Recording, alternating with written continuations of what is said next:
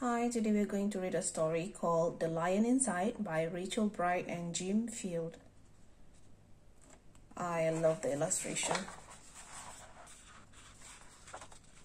Look at the lion, so cute.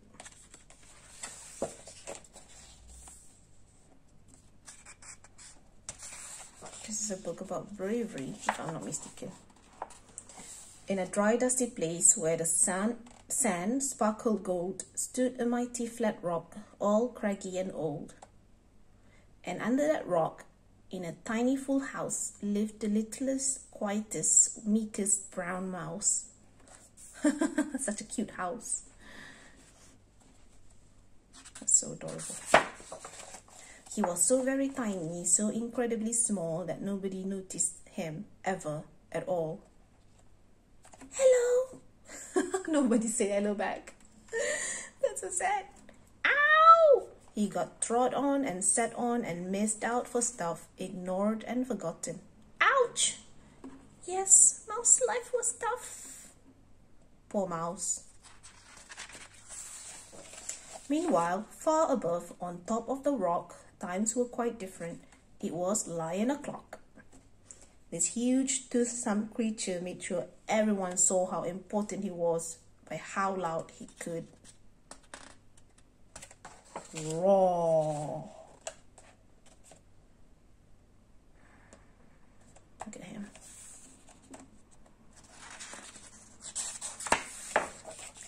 He was head of the pack and he was shouty and tough. He loved showing the crowd he was made of strong stuff.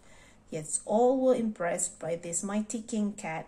If only, thought Mouse, if only I could be more like that. Where's the mouse? There he is. It's quite difficult to find him in pictures. Then late one dark night, in his Minnie Mouse bed, the cleverest thought popped into his head. He jumped from the covers and held up a paw. I've got it, he said. What I need is a roar. Roar. That's so cute. I mean, what if this mouse with the wittiest squeak was a little more and a little less meek? Well, he'd still be the smallest of fuzzy brown mice, but he'd make friends and join in, and life would be nice. Oh, he just wanted some friends.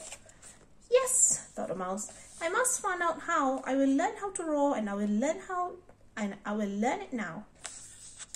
But, oh my gosh, there was only one beast who could teach him this thing, but might make him a feast. Nah, I don't think he will trouble himself eating a tiny little mice. He won't even fill his stomach.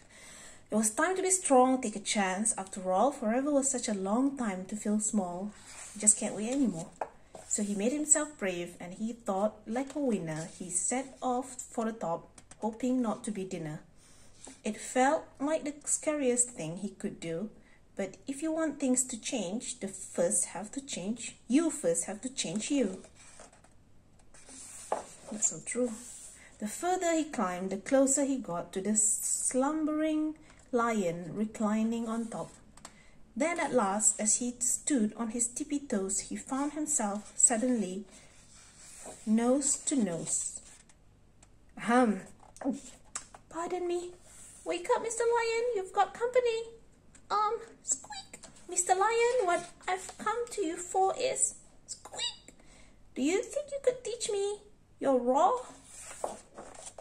The silence befell that twinkling plain.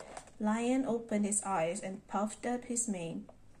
Time slowed down. Why, it felt like a week. Then he opened his mouth and let out an eek! He's scared of mice. See, everyone has their own weak points or weaknesses. So even though he's the bravest and the strongest, he's scared of a mouse. The lion was shaking, his paws all a fumble. He was backing away with a scrambling tumble. Don't hurt me, he whispered. Oh, try to be nice. Well, my goodness, this lion was frightened of mice. Don't worry, Mouse beeped. I'm a friend, not a foe. Let's rock this together. We'll have fun, don't you know? That was a magical moment for sure, when Mouse didn't feel at all small anymore. He had found his true voice and learned to speak out, and for that you don't need to roar or to shout. Oh, that's true.